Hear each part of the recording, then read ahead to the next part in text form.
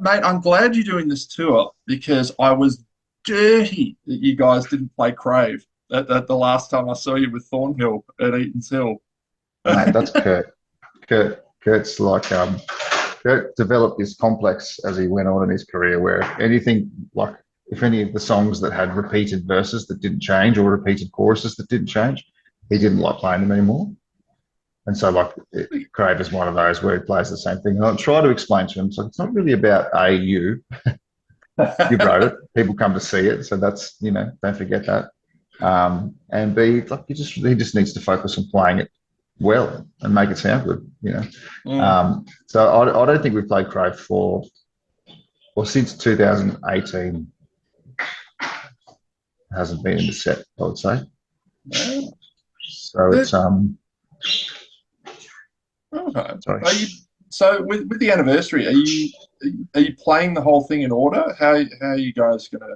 Yeah, yep, start to finish. Wow. So we're taking out keyboardist slash pianist, I guess you call them, and cellist, and maybe some additional strings depending on the budget they give us. Which I'm working on today. Things are expensive, man. Like it's yeah, just trying to work all that Mhm. stuff out. But it'll be fun. It'll be really fun. It's mostly like we've gone and had all the parts written, so we just got to work out what we're going to take and what we're not going to take, um, and that sort of stuff. But we've been practicing sort of non-stop, being in the room every day now for the last 2 weeks, pretty much. So we're well and truly into get going mode. Wow. So when this album came out, I would have been 18 or 19. It was 2002, wasn't it? Or 2003? 2003, I think Crave single might have been dropped like middle to 2002, but Yeah. yeah, the Okay, yeah. album So was. so that was year 12 for me, and I got to catch you guys at so I grew up in Tassie, and I caught you guys at the Okay. Gone South Festival. On South. Yeah, man, it's a while Yeah. ago. Powderfinger, the headliner, right? Is that right? I Yeah. feel like yeah, Yeah. that was a weird concert. Like they always had bizarre, like kind of tonally weird lineups. Like they had Casey Chambers smack in the middle of all these rock acts one year. It was strange, but Yeah. it was Tassie. We took what we got, and I remember the buzz around you guys was quite substantial. And fortunately, you backed it up. What do you remember of that time? Of that time. But just that touring the first album and yeah. Oh, it was an absolute blast. Like there was, I think, we didn't really have a great deal going on in our lives outside of music. Like we were literally just living to be touring. There wasn't, as long as we had enough money to pay for our phone bills. Sometimes we didn't, which resulted in problems further down the line. But we'll talk about that later. We just, it was like it was just it happened. Like it all happened quite quickly. To be fair, like I think the first songs were played on Triple J 2000, late 2001, and then to essentially land Triple J rotation pretty consistently from that point forwards is that's very grateful for that because that is how careers are made, and essentially ours definitely because no one else played us. Mm. Um, so it just spiraled pretty quickly. It just all happened very fast, and it was a good time. Like we were never focused on accolades. We were just focused on doing what we did and and trying to make it as honest as possible, um, whilst having a fun time. Yeah. Got another bit of nostalgia trip for you. So I was first a music journalist. My first job was writing for a magazine called Source in from '05 to '08. And look what I managed to find in my wardrobe. Look at these handsome gentlemen. Uh, yeah, mate, a A couple of couple of good looking that's roosters. I think yeah, I think he was really going for the new metal teased up hair that was the yeah. style. There's a bit of air in there, isn't there? There's definitely Yeah. some. It's definitely give a little frizz. Yeah.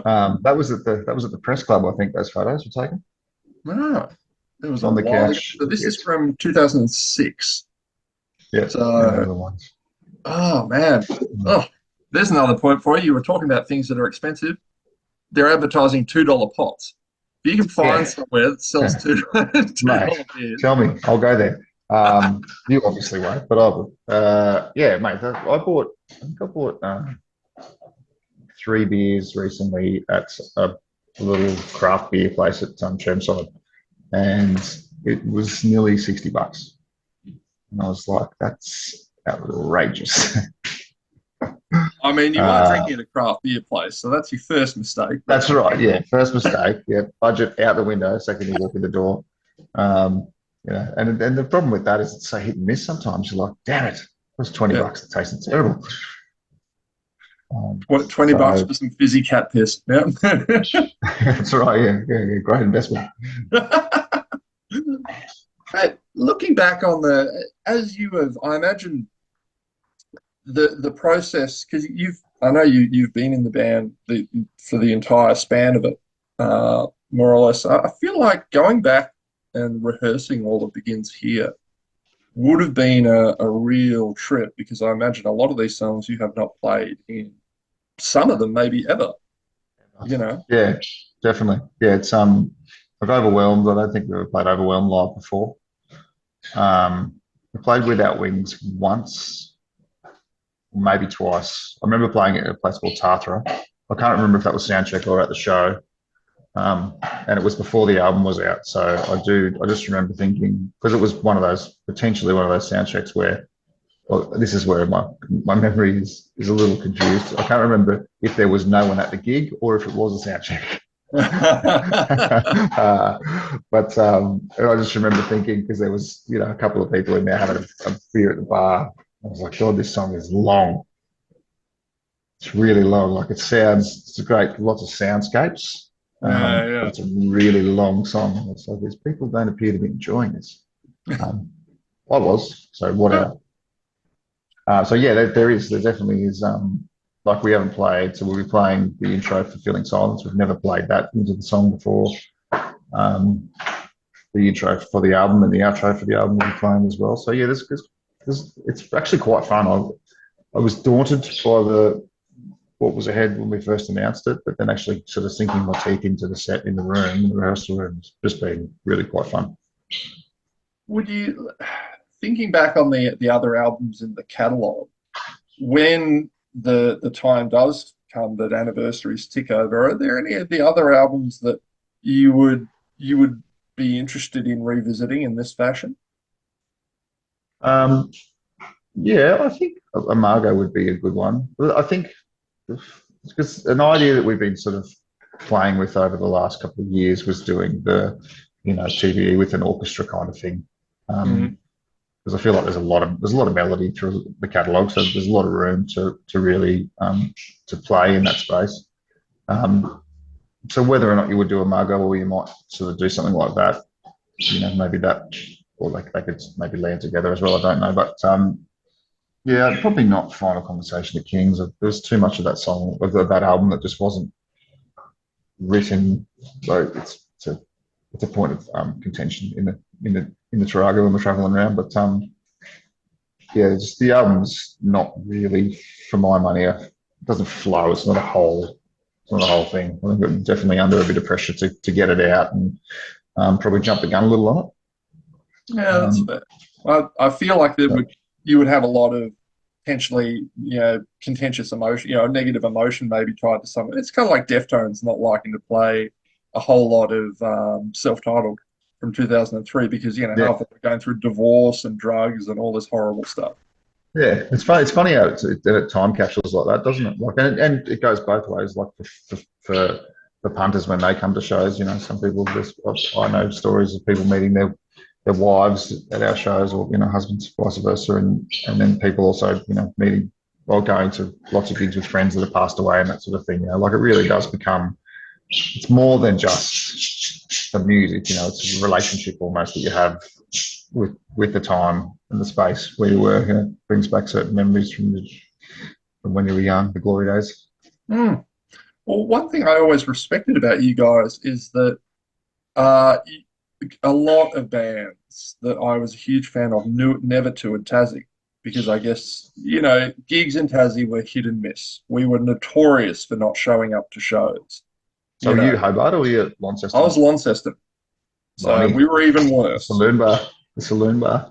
Yeah, Saloon bar, yeah. yeah, I I saw you don't think there. we actually, I I don't think I think we saw played you anymore. there. I think. Sure. Yep. That OC. was a good show though. It was actually quite full that night, I remember. Yeah, I'm pretty I sure. think it was the end of your tour too. So I think you guys looked fucked. Like you were exhausted, Yeah, but you that did that that well. Amargo tour was was pretty hard because I remember that we went, we did the first 5 weeks or whatever it was, and then we had a week off and went again, which was kind of how we always did an album release schedule anyway. Um, but I remember that by the end of it, we weren't getting on very well, and it takes its toll, definitely. Mm. But I I realised that he's not in his 20s anymore, but I kind of miss the days when Clint would take his shirt off. Like that was part of the experience. I feel does that not happen anymore? No, he did it at Froth and Fury actually, Oh, bless him. um, and he still had his winter body on, which was funny, but he acknowledged that. uh, he was proud in his his lack of shape at that time. So I think he's been in the gym for the last couple of weeks. So he may, I don't know, he may either have trauma from Adelaide looking at the photos, or he might be keen to get the guns out again. I don't know. I managed to make him laugh when I saw him play a Like Thieves show. I forget, it was supporting a Sucker Punch recent. I think it was last year sometime. And I'm 6'7", but I like to be at the front, so I usually will I'll get on the barrier and kind of like lean forward, so people have no idea He's how tall I am. courteous. Yep. Yes, I try. I watched an entire Red Hook show on one knee because the whole crowd was full of chicks, and I'm like, I don't want to do that, Rick. And Very considerate. oh, thank you. He made some crack about now. If you're a tall bastard, stand up the back. That's the bane of my fucking existence. And I stand up and wave to him, and he's like, "What the Jesus, there's one right here. It's pretty funny. what Very funny. what is a charismatic bugger he is, and he knows it." Yeah, he's quite funny because what I've noticed with him is that I reckon he's got more personality when you put a microphone in his hand than when he doesn't have one. Because like Hmm. sometimes we'll be doing radio stuff, radio throws or little videos for YouTube or whatever, and he just pulls stuff off, and I'm like, man, you're not that quick and smart. Like, how did you do that? I swear he's just like the microphone just puts him in this little like bubble of charisma. Yeah, yeah. I'm on now. Mic's Yeah, on. that's I'm right. on. Yeah. Yep, I'm on. But I wanted to ask. We were talking a bit about you mentioned Igor Cavalera's work in the song Attitude, and I was just wondering what are some of your favorite drummers, regardless of genre. I mean, can be metal, can be otherwise. Yeah, what are some of your favorite drummers and why? Um, oh yeah, look, it's. I mean, my jam as a kid was Ben Gillies from Silverchair. It's kind of where my uncle used to manage the. At the time, it was called the Roxy, but it was the arena in town. We'd all just started taking drum lessons to get out of going to maths. So Kurt and I were at high school at Kelvin Grove, and he was year 10 and maybe year 9, and we'd realised that drum lessons were at the same time as maths. So we were like, you know what, fuck this, let's get out of this, let's go do drum lessons. Not a great idea. Should have stayed in maths, No, just so you know. I hated that. And so around that point, then my uncle said, "Oh, do you want to come?" And it was an over 18s gig, but he said, "I can get you in this little spot where you can watch a band." I said, "Oh, sure, I'll have a look." And I just watched it and just was immediately like, "That's something I want to do. That's awesome. Seems really powerful and loud and rock and roll." I didn't really understand rock and roll at the time, but and then from there, I kind of just sort of I really wasn't into grunge when it happened, but I sort of started to get into Pearl Jam. So David Bruzi's, um, who was, I guess, the first touring drummer that Pearl Jam had, played on Versus and Vitalogy as well. Mhm. Um, I mean, if you just watch him play, like he looks amazing, but then he also just had this touch that was just phenomenal.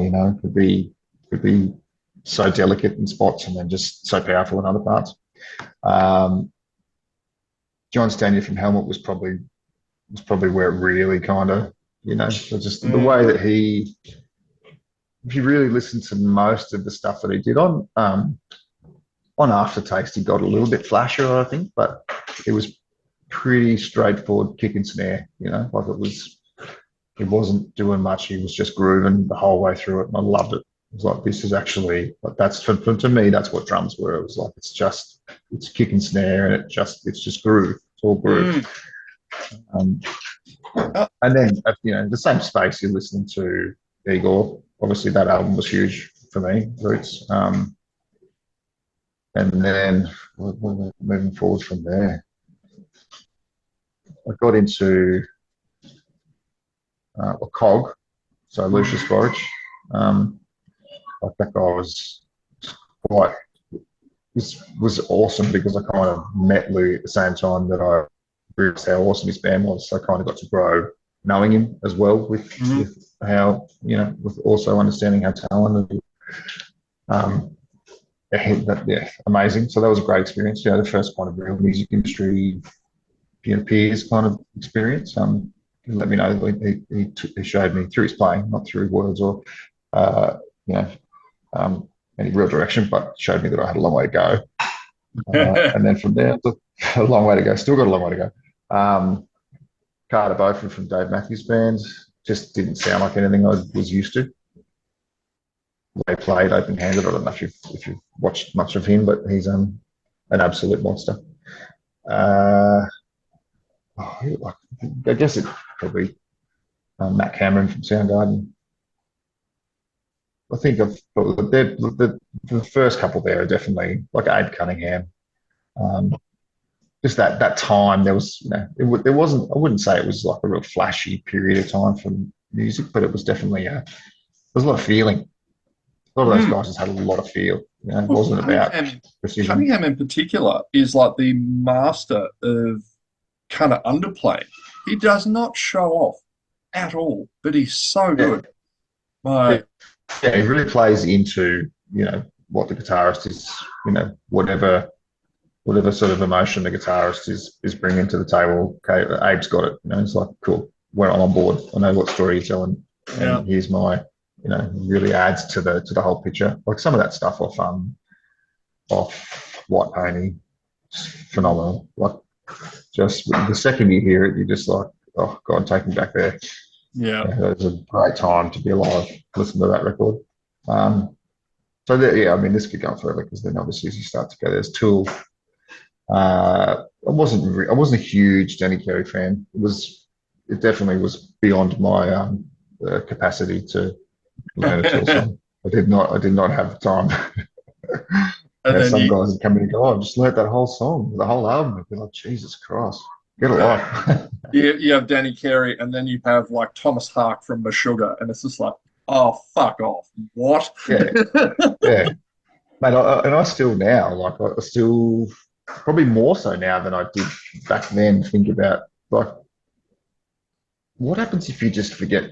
What happens if you halfway through a song in Tool and you've remembered that you didn't pay your bloody registration for your boat, and you're like, "Oh shit, I really got to do that," and then you go, "Shit, where am I?" Yeah. It's like, you're 5 minutes into a 10-minute song, and it's like, what happens? It's got to be a point where something hasn't quite gone right, where someone's gone, "Oh shit, really need to go to the toilet," or whatever. I just couldn't. I could not do that. I would be just so stressed. But obviously, that's how you get that good, is you have that attention to detail, and you can. Yeah. I It's do like, not. why the hell do I have Chinese symbols here? What? What's happening? I don't understand. Yeah, not for me. I definitely need my songs to be, max 5 minutes long. I know the Kurt's the same, so that's why we're definitely a good match. Good, good, good. Right, this has been awesome. This has been my first interview for the year, so you have set the tone well. And Oh, brilliant. yeah, man, I will be seeing you whenever the hell the show is, but I'll be seeing you in Brisbane. Um, yeah, a couple of weeks, first or second of February, I think it is. Yeah, well, both. Sure. Yeah, man. Um, no worries. Well, thanks, Tom. It's been great. Yeah, man. No worries. All I right. will See you again. might bump into you around the hood. Oh, mate, As I said, I'm 6'7", so you will not have any problem See ya. spotting it. Too easy. Yeah. Take care. I'll talk to you soon.